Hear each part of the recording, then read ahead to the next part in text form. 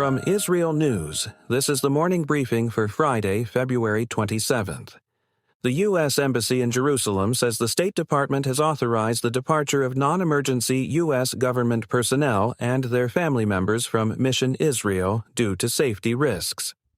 The embassy said in a social media post that it may further restrict U.S. government employee travel to certain areas of Israel, the Old City of Jerusalem, and the West Bank without advance notice, and advised that some people may wish to consider leaving while commercial flights are available.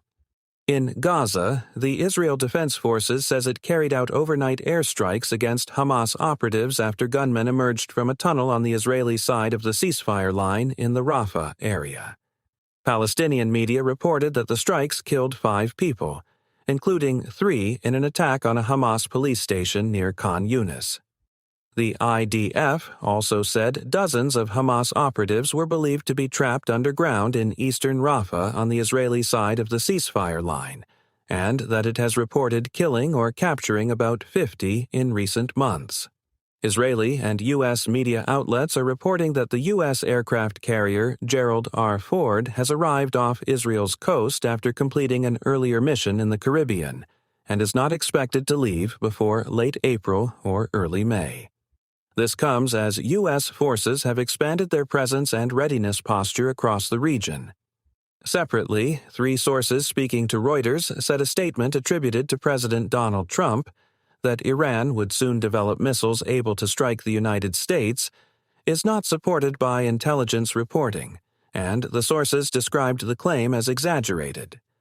A senior U.S. official said the commander of U.S. Central Command, Admiral Brad Cooper, briefed President Trump on options for potential military action against Iran. This occurs amid continuing U.S. preparations and public messaging around possible next steps. Diplomacy continued alongside those preparations. A source familiar with the matter said Oman's Foreign Minister Badr al-Busaidi is expected to meet today in Washington with U.S. Vice President J.D. Vance for talks focused on Iran.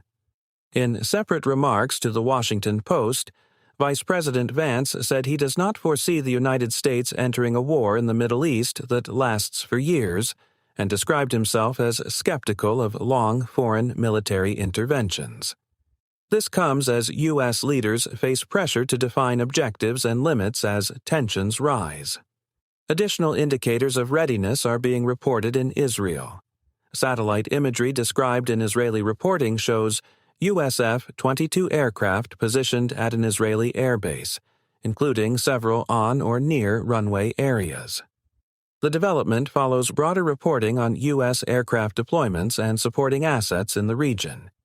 In Yemen and the Red Sea arena, reporting citing Yemeni sources and analysts says the Houthis have used a lull in fighting to build up capabilities and prepare for a possible new phase of conflict, including maritime operations. This comes as shipping security remains a central concern if regional hostilities expand.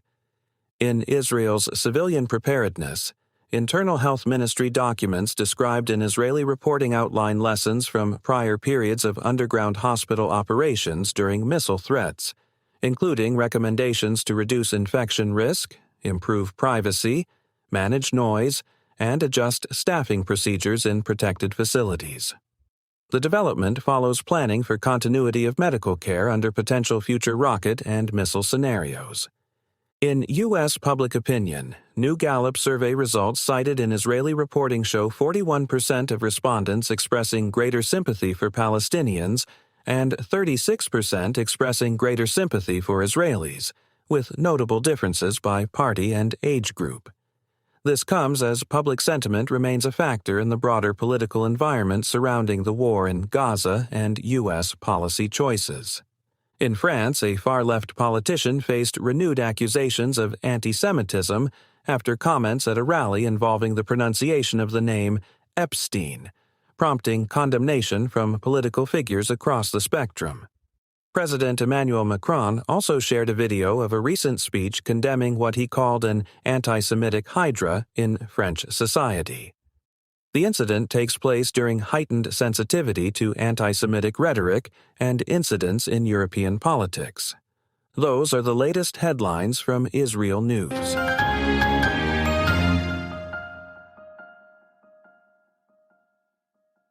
Israel is moving to heightened readiness as U.S. military posture across the Middle East expands, and timelines for a possible strike on Iran appear to be shortening.